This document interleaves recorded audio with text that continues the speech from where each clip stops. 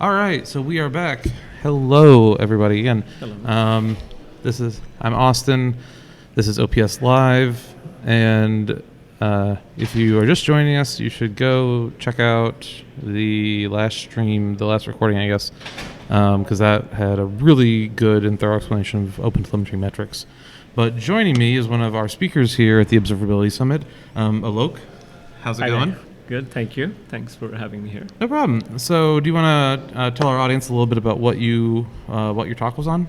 Sure. I talked about a concept called application maps. Okay. And the idea was how can we build kind of a detailed structure of an application for the application itself, a full stack application with its structure and the behavior from the traditional open monitoring stack, with instrumentation stack, so that the operations team can actually use that and make decisions proactively. Okay. So the goal is actually turning the idea, it's not just observability, but drive observability from the end goal of controllability almost. Okay, yeah. Can I reduce the number of incidents that I have, the holy grail of getting there, so that you can actually reduce the downtime, reduce the issues of outages, the war room effort, all of that. So it's with that view and some very specific observations about how we would build that observability layer using this concept of application maps. And with that, are you all building that using like open tracing, looking at open telemetry? Exactly. So what we emphasized was take advantage of Kubernetes, take advantage of Prometheus, take an advantage of network instrumentation there. Today we're not using tracing as such, but network itself. All of these are open. Yeah. And then also leverage the information on configuration, which comes from the cloud layer, the orchestration layer, right? And once you have that, discover and build the application across the full stack, and then imbue on it as the metrics come along to understand every component and its behavior. We actually start building a model so we can have a predicted view. But to summarize, it is leveraging the OpenStack, and that's what we assume. We also assume that you've already instrumented that way. Yeah. Rejoining us, Liz Fong-Jones of Honeycomb. Hi, Liz. Hello. So we were just talking about Aloke's presentation. So outside, what else have you seen in there today that you thought was really interesting or kind of I'm glad you asked. Changed how you were thinking? Yeah, I wasn't here at the last Observability Summit, but I had a chance to review the talks as well as the presentations. And I'm noticing a couple of things. Let me just see. I'm just trying to do this off the cuff. One is I'm impressed. I was taking account of the last about at least 6, maybe out of the 7 or 8 presentation, including the ones we talked about. There is a focus of looking at the whole system as a distributed system. It's not just metrics anymore. People are looking at the larger problem. Yeah. A lot of them is using tracing and helping diagnosis, reduce the time, etc. So that shift has already happened, which is important because you're taking a holistic view of the application. It's a complex. I think that recognition is happening, which is good. The other thing is I talked to a few people, the ones who are in the SRE DevOps position, and more I'm finding, I'm kind of glad to hear that they're gravitating towards an open stack. Kubernetes, Prometheus, embracing. I even heard someone say, "I'm going to use Loki," and I'm saying yes. So it's a good sign. So I think those are the 2 trends. Of course, there are traditional talks. I would say more traditional meeting. Observability monitoring and the general framework and so on and so forth. But I think those are the 2 that stuck out to me. Just looking at the problem as the distributed systems, how we solve that, which is the view we're taking. Yeah. And I'm seeing this more adoption of the OpenStack itself, the whole CNCF stack. Yeah, no, I think that's a really interesting insight. Like now that I think a lot of systems are becoming distributed systems sort of by default now. Yeah. Because of our technology, the abstractions we've built around like application deployment and things like that. And I'd almost argue, right, like even if you are not necessarily a set of microservices, if you have a cloud dependency like AWS S3, right, like all of these dependencies wind up becoming an integral part of your stack, which means you need to understand what's going on with them. Yes, exactly. And that's kind of what we are emphasizing. And we are saying that you don't have to do very exotic instrumentation, because that just creates it harder over time when you're trying to integrate it. Right. So the one other point I was going to make, since Liz brought that up, is and I heard it few, which is you need to have an integrated way, unify very diverse things, right? Tracing, events, configuration information, real-time metrics. Are Right, like very these are all diverse. views into the same thing, right? Like they are Exactly. different abstractions for the same Right. underlying data. Exactly. Yeah. So that I think that recognition will happen, and I think that's a good sign. Yeah, I think we're moving that direction, definitely. Yeah. So let's see, what we got coming up here? At OPS? Yeah, Let's see. Let me pull up the... What we have coming up is at 3 p.m. is the break, and then afterwards, New Relic's going to do a sponsor talk, and then my friend Fred Moyer, formerly Yes. who's now at Zendesk. Yes. He used to be at the Circonis, is going to talk about error budgets, so kind of bringing the SRE element into this. I want to listen to that talk. I think that one will be really good. Okay. Well, we'll be have sure to the- let you go before Yeah. before 3:30 then. Yeah, then we have a Q&A and then a wrap up. So we're really coming up on the end of it. This has been a great OPS, I feel like, so far. I enjoyed I this. wish I could have seen some of it myself, but it's been nice getting to hear to host the hallway conversation, as it Oh, were. definitely. Yeah, I feel like that's why everyone comes to these things, right? You can always watch the talks later, but people come for the hallway track. And interactions are great. Yeah, I've and I had th- great interactions afterwards. Yeah, and I think we're hopefully bringing some of that to all of our viewers at home Yes. that couldn't make it for whatever reason. So, Yeah, I think one of the I find it interesting that you mentioned this idea of like administrative events, right? Like things that we're doing, like deploys, right? I think so far we haven't explicitly tried to codify this in OpenTelemetry. We've been so focused on getting metrics under control, getting structured logging and traces under control. yeah, So do you want me to add to that? sure. I mean, yeah, that would be helpful. You got time, I got time. Yes. We should take away the. I did. Yeah. Overview. Okay, good. So one of the things we've kind of started looking at is we have when you get to the SRE side and especially the enterprise ops side, they are somewhat decoupled from the dev side where they see it, but they want to capture those events because those Yeah. are triggered.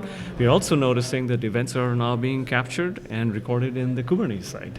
That has Right, an exactly, interesting right? Like inflection. when you have a pod restart, that's Exactly. useful information, Exactly. right? And there's no real like centralized terminology around this, right? Like because in OpenTelemetry, for instance, what we call an event, right, actually is referring to a span event, right? Like it's a Right. structured log at a specific timestamp, Right. So we kind of can't overload events. So then, Yeah. what's the term that we use to refer to like something happened? That's in- right. That's right. Right. And the implication downstream, when it actually has an impact on the structure, which has an impact on the application and its performance, that's what we need to capture. So Yeah, that's why and a lot it's of not the- right. Like it's certainly in Honeycomb land we call this a marker, except right like a deploy marker. Yeah. Except for in kind of this world we're capturing more than just deployments, right? Like they'll happen so often that you can't just overlay every single marker on your time stream. It would be ridiculous, right? Right. Right. It's you need specific focused ones, right? That's what we focus on a lot. And to filter them. To and, filter right, them like, and Yeah. and The one- that I think is and a the one problem that space. exactly, and Yeah. the one that has an implication on the infrastructure, on the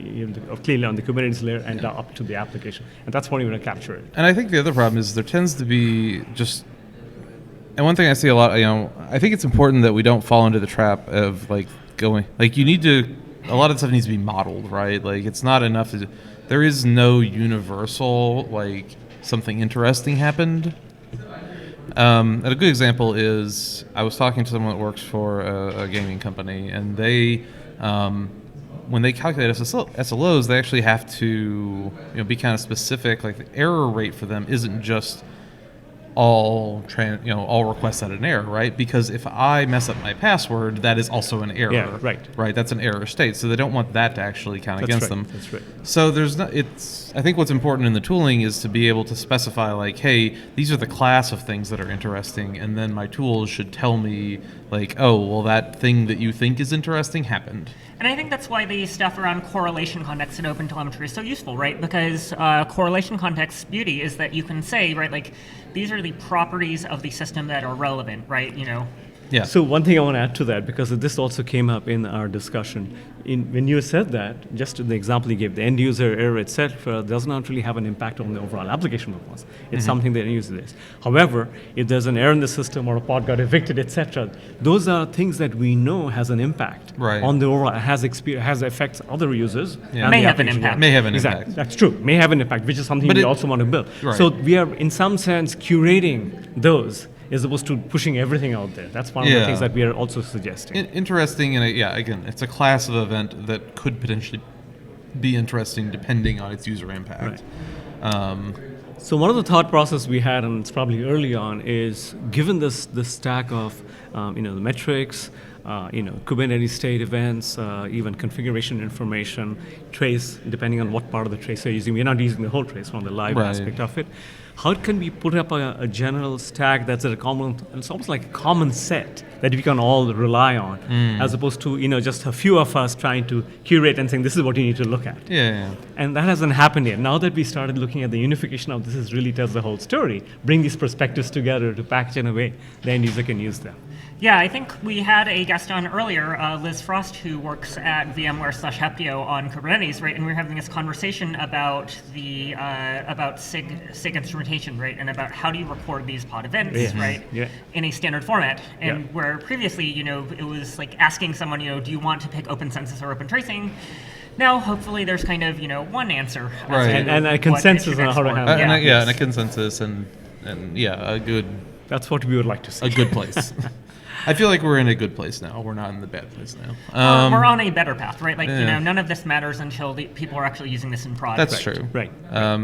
But given the attitude, maybe not attitude, but I was here last year, and it's interesting to see kind of how quickly this whole conversation has changed around like these sort of open frameworks and these open source. I think people got burned badly enough by proprietary things that they essentially had enough, right? Like that's the conversation I'm repeatedly having is, people are saying like, oh, I'd love to use Honeycomb, but I don't want to instrument Honeycomb. I'm like, fine, okay, great. Right? Yeah. I think I've recognized the same thing. So I started looking at Kubernetes in 2014. Yeah. When I was running big data at Hitachi, as I went through, it's been amazing the linear shifts that are happening, the jumps, the step functions, within about 6 months, 9 months, etc. Full turn, and including, I think this is something you're referring to, Liz, including people who are using well-known, traditional, what I would call anything that was monitored and proprietary, they're literally moving into saying, I have already Kubernetes, I have Prometheus, I can own the data, I can do what I want. Why do I need to go to a proprietary system? Because where I want to go is a level above and not at a level of just monitoring metrics. And that recognition, I think it's a significant indicator of what's happening in the industry. Yeah, it's really cool to be a part of it. So, do you have any other questions, or do you have any questions for us? Yeah, do you want to? No, interrogate us I was about going to say, anything? since you've talked to a few others, besides my having been, this is my first Observatory Summit directly, are you seeing other trends in where, when you're looking at across? I think the one thing that I've been pushing on and watching finally to have traction is kind of people are starting to take SRE and SLOs much more seriously, right? Perfect. And actually people are understanding SRE as more than just rename your ops team, right? Good, I think that understanding is finally paving the way for a lot of other really excellent things. Yes. Yeah, I think the thing that I've really been seeing is sort of this shifting, tracing, a lot of the telemetry, and trying to either universalize it or at least push it into sort of more the front end, right? And recognizing that there needs to be this unified way. You should. One thing that I think is really common right now is like you'll have your front end, your client teams that'll have their own tools and their own ways to handle looking at logs and errors and traces and performance stuff, and then the back end people will be off in their corner. And Hey, there's Austin, it's green on my dashboard. yeah, exactly, right. And now you're starting to see this recognition. It's like, hey, maybe we should all just be using the same thing, or we can use our own tools, but we need to at least be speaking a common language. It takes you back into open telemetry. I want to make one comment on that, because I think I may have referenced, just talked to a large financial services company, global presence, very savvy team, and his role was not just SRE. He leads a team actually on the platform development as well as this. And his big complaint was, I have an existing monitoring tool. I've got the full L stack for logging. Yeah. I've instrumented every service to the point I'm getting 15 metrics, and I'm still struggling because when something happens, I start with the logging team, then it goes to the event correlation team, then it goes to the metric team. The whole process. He said procedurally we haven't found this unification, etc. Right, So and I he think that recognizes motivation, it. right, is the time to repair, right? Exactly. Time to repair is Yeah. everything, and that Exactly. means that we have to condense and combine it. At least, Yeah. even if you're using multiple tools, make sure they link to each other, right? Exactly. Yeah. So when we talked about this whole application map and bringing and unifying it with an OpenStack, he was like, I just need to get my team to start changing. Yeah. There's something that one of our SEs likes to pitch around, which is MTTI, mean time to innocence. Oh boy. Right. So how quickly can you be like, oh, it's actually not my fault? So. Maybe mean time to reorganize is I NTR. don't know. Time to innocence implies like blamefulness, which I'm a little worried That's true. about. Like, No. you know, let's Well, not, that's not why be blameful. that's but why it's an SE So I that was says playing. it. I was spun on that one. MTTR is mean time to reorganize. Yeah, It no, reduces the I like MTTR. that though. That's pretty good. That's what That's I really took away. depending on depending on how big your company is. That can Well, be very short. you know, he was emphatic. Anyway, Yeah. so that was an interesting. Well, thank you so much for being on. Thank you for Yeah, having I'm me glad- on. Appreciate yeah, it. Thank no you, problem. Liz. All right. I know great. we've been trying to get. Yeah, you were wandering back and forth for a little Oh, while. I just there. started. It was a good time I stepped out, so Yeah, I needed a break. It's cool. All right, thanks a lot. Yeah, yes, thank you for thank stopping so by. much. All right. All right, take care. And let's go to Let's a go couple to minute of breaks. A quick break for us as well, and we will be back. Let me change this. Back shortly. And we'll see you all in a few minutes.